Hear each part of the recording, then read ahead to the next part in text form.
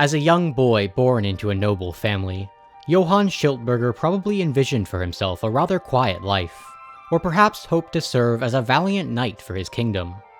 These dreams were shattered when, at the age of 16, Schiltberger was captured in battle and sold into slavery. Little did he know, this was to be the beginning of a 30-year-long adventure. He would serve under some of the greatest conquerors of his age, and carry out incredible journeys into Anatolia, Central Asia, and even to Siberia. This is the story of Johann Schiltberger, a white slave's journeys in the East. Johann Schiltberger was probably born on May 9th, 1381, just north of Munich. Not much information survives about his early life, but it is likely that he was born into a noble family. At the age of 14, he would leave home with his lord, Reinhard Richertinger, who was to join the Hungarian king Sigismund's crusade against the Ottoman Empire. 2 years were spent in this manner, but on the fateful day of September 25th, 1396, Schiltberger would fight in the Battle of Nicopolis. According to Schiltberger, at the dawn of the battle, he witnessed an argument between the Duke of Wallachia and the future Duke of Burgundy. They were fighting over the honor of launching the first attack. The Duke of Wallachia won out, but the rebellious Duke of Burgundy chose to ignore the king's orders and rush ahead regardless. He soon found himself completely surrounded, surrendering to spare his own life. After hearing of this, King Sigismund's army charged towards the Ottoman infantry. Schiltberger and his lord were among them. In this skirmish, Lord Richertinger's horse was felled with an arrow. Schiltberger rode to his master and turned over his own horse, finding for himself an Ottoman replacement. But just as their victory seemed assured, their forces faced a sudden ambush by Stefan Lazarević of Serbia, turning the tables and leading Sigismund's army to a crushing defeat. The results of this battle would have a tremendous effect on history, but to Schiltberger, there were much more pressing concerns. His lord had lost his life in this ambush, and as Schiltberger rushed to retreat, he faced a harrowing sight. The retreating soldiers rushed towards the boats stationed on the Danube, but there was not enough room for them all, and those clinging to the overcrowded boats were beaten off, to be devoured by the raging current below. To avoid this fate, Schiltberger would surrender, and so was captured by the Ottoman forces. When the chaos of battle had ended, the carnage was surveyed by Bayezid I, the Sultan of the Ottoman Empire. He looked with dismay at his fallen soldiers, and he vowed to avenge them. The following day, Schiltberger, along with the other prisoners, would be brought before him, bound together with ropes. The Sultan first approached the Duke of Burgundy, and he was allowed to select a handful of men that would be kept aside for ransom.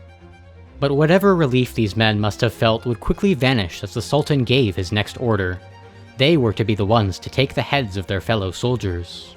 As this grisly work began, Schiltberger remembers the cry of a Bavarian noble, Hansen Grief, who cried out, "Stand firm, when our blood this day is spilt for the Christian faith, and we, by God's help, shall become children of heaven." These were to be his final words. Schiltberger watched in horror as the executioners took the head of the man to his right, but just before Schiltberger could share his fate, the Sultan's son halted their actions, as those under the age of 20 were to be spared. Upon witnessing this harrowing scene, the Sultan's retainers fell on their knees and begged him to end it, if only to avoid the vengeance of God, a request to which he eventually acquiesced. The remaining prisoners were split among the participating nobles. Schiltberger would go to the Sultan himself, and so his 30 years of slavery had begun.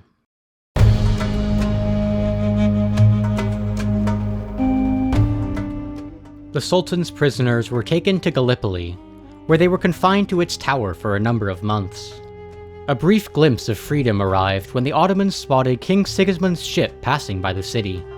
The prisoners were brought to the shore so he could see them. Their Ottoman captors jeered at the king, and shouted out that he should come and free his soldiers. Sigismund, however, ignored their provocations and continued on his way, and so the captives were returned to the tower. When Bayezid's Balkan campaigns had ended, the prisoners were brought to the Ottoman capital, Bursa, where they were to be distributed as slaves to the surrounding kingdoms. On account of 3 serious injuries he had received in the battle, Schiltberger was spared this fate, and would instead serve the Sultan directly. Initially, he was tasked with running on foot in front of the Sultan's horse, but he would eventually be allowed to follow on horseback. But not yet resigned to this terrible fate, Schiltberger joined with a group of 60 Christians hatching a daring plan to escape. They swore to each other to either succeed together or perish. 2 leaders were chosen by drawing lots, and the rest swore to carry out their orders. Soon, the plan was put into motion, and in the middle of the night, they mounted their horses and set off for the mountains. When the Sultan heard of these Christians' escape attempt, he immediately sent an army of 500 cavalry to capture them and bring them before him. Try as they might, they were no match for the Ottoman cavalry, and were quickly overtaken in a narrow pass. Even still, they refused to surrender, dismounting their horses and preparing for battle. When the Ottoman commander saw this, he came forward to speak with them, hoping that they would listen to reason. He urged them to surrender, swearing on his life that they would be allowed to live if they returned with him peacefully.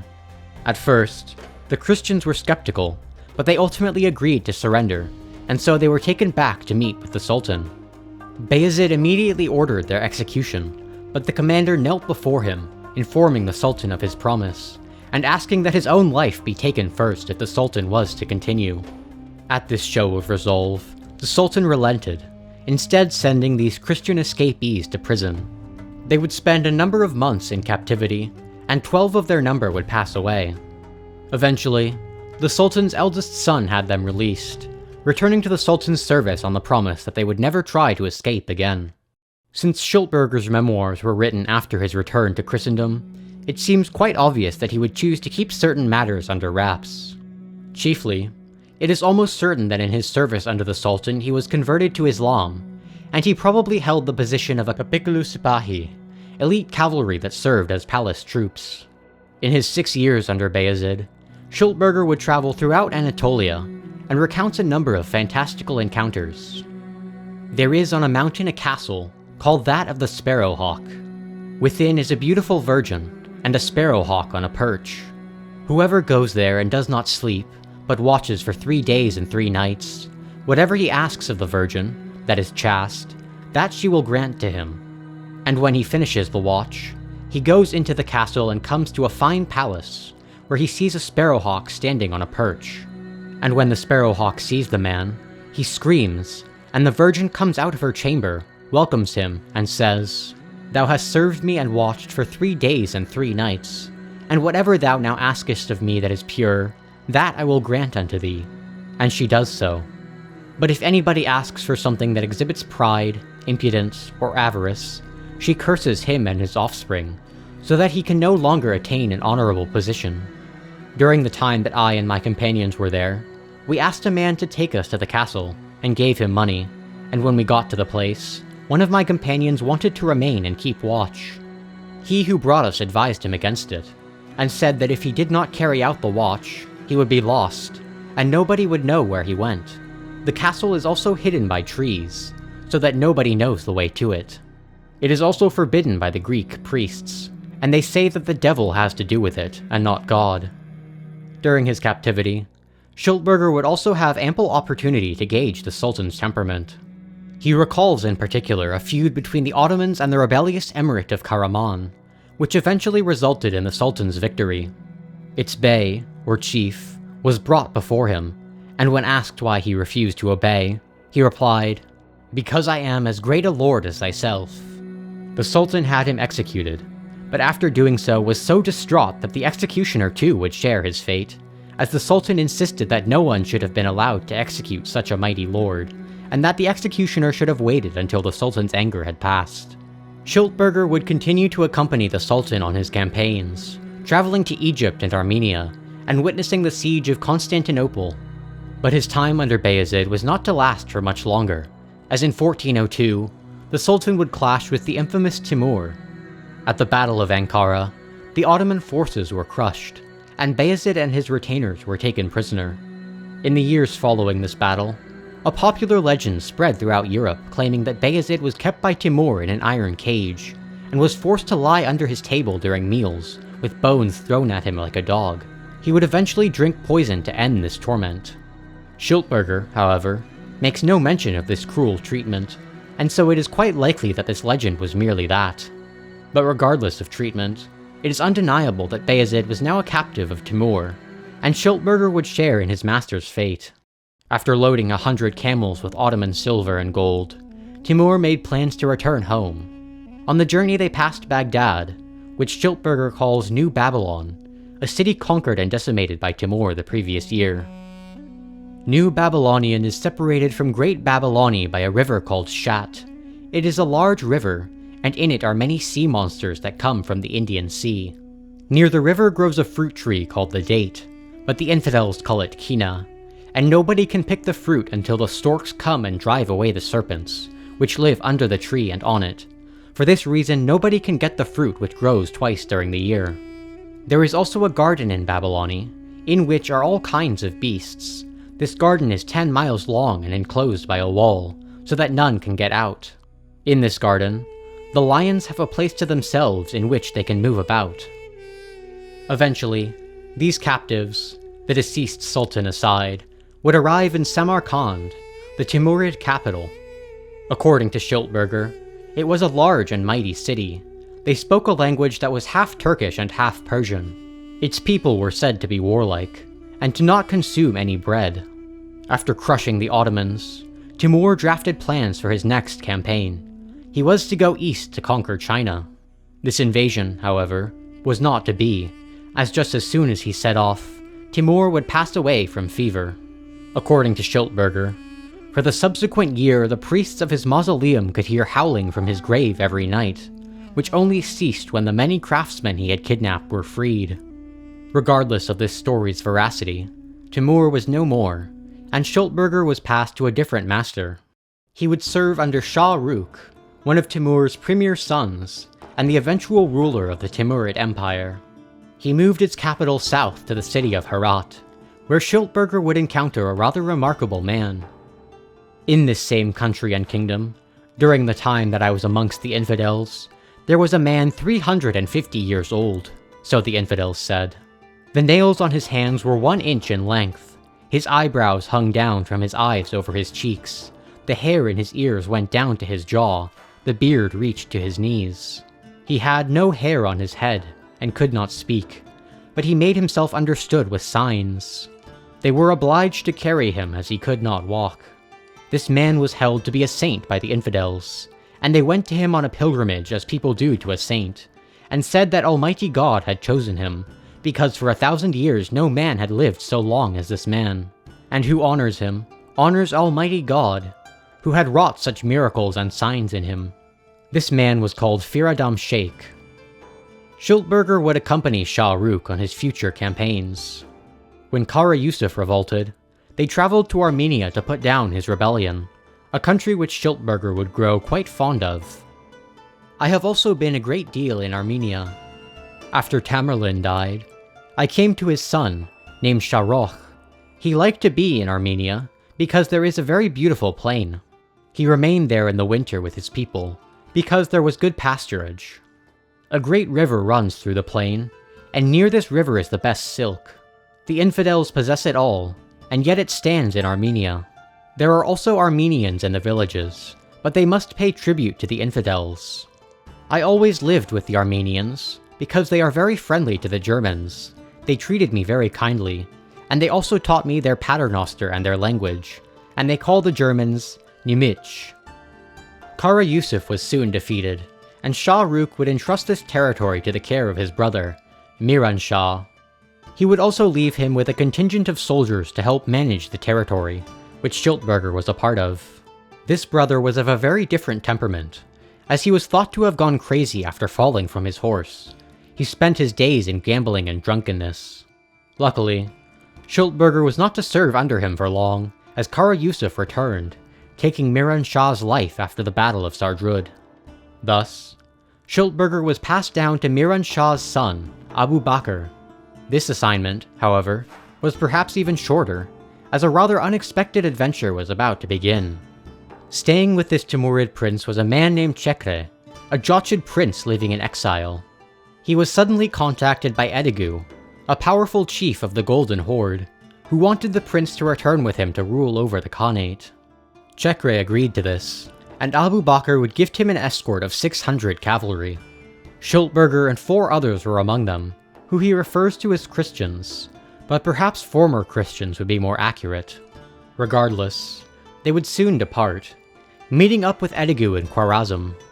Edigu had grand ambitions, and informed the Khan that they would immediately set off to subjugate Siberia.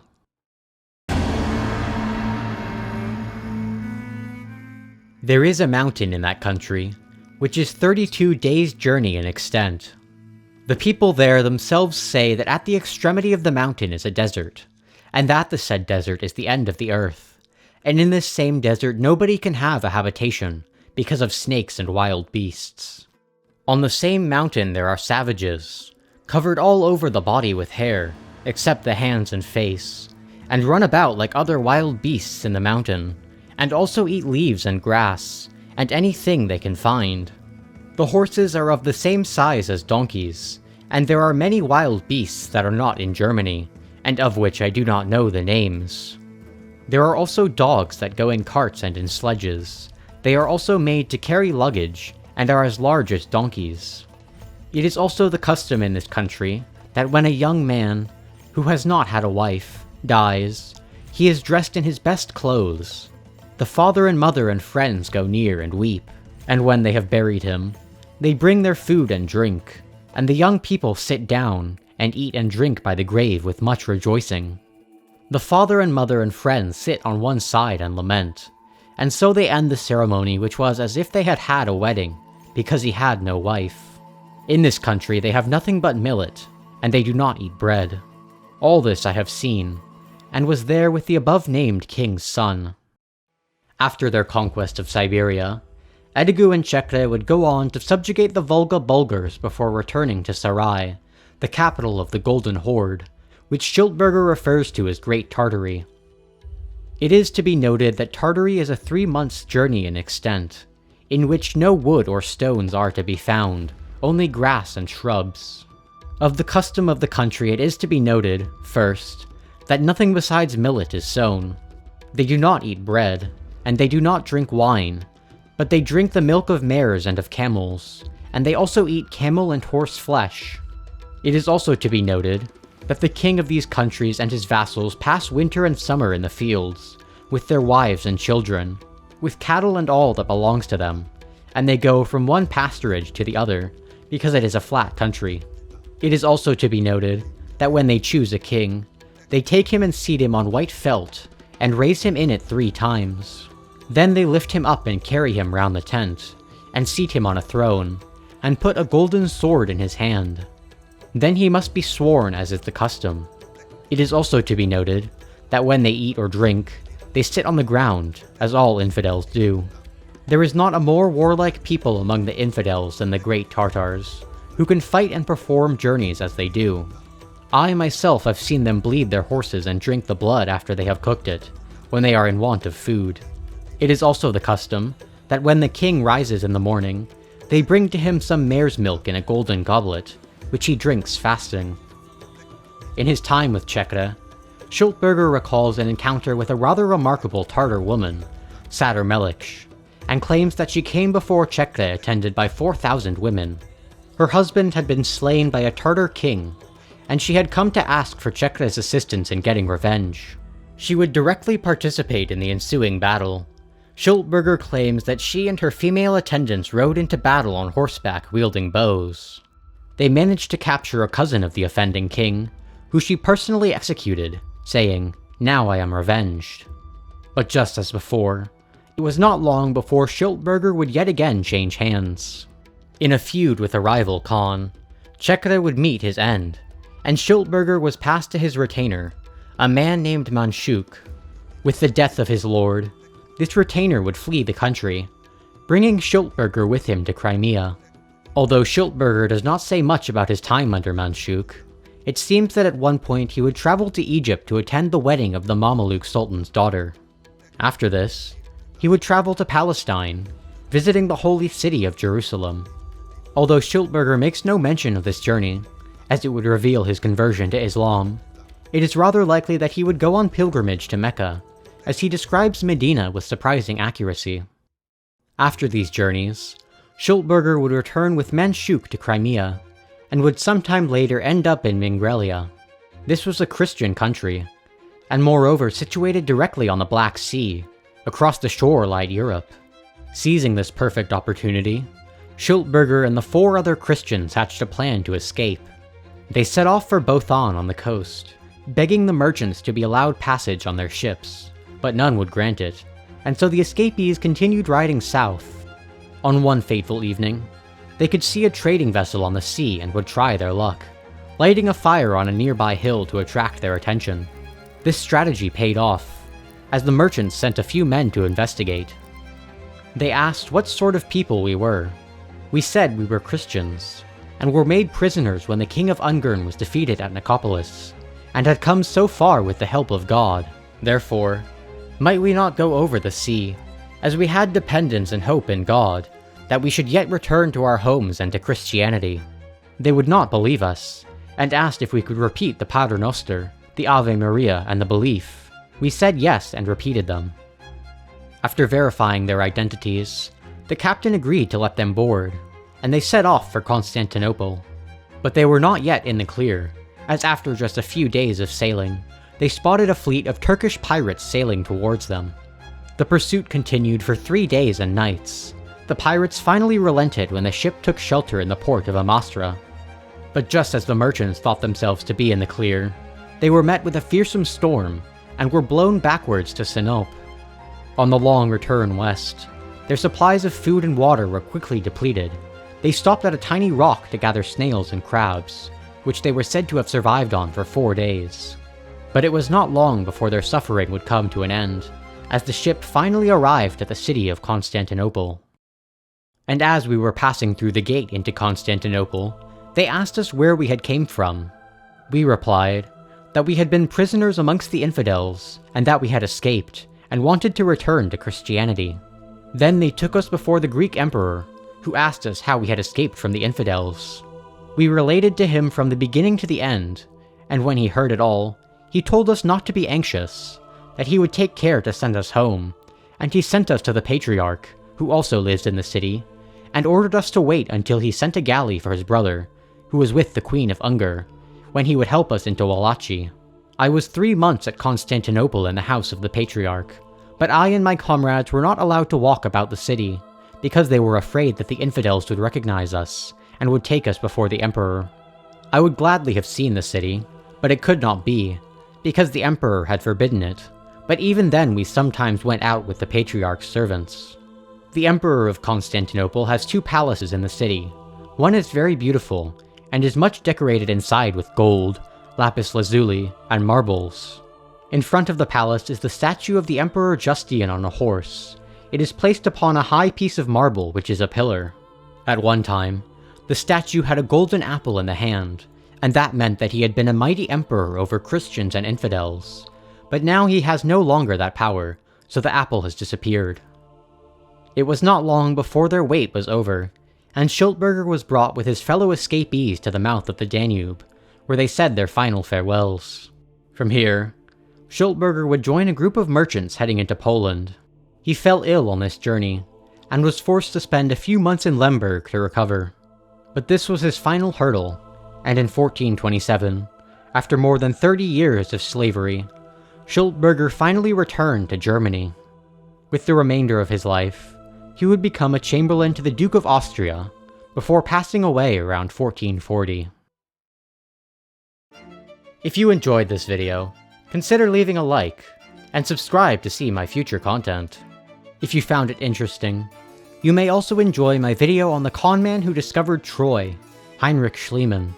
A special thanks to Bradank Gelly 7500 for suggesting the topic of this video. As always, thanks for watching.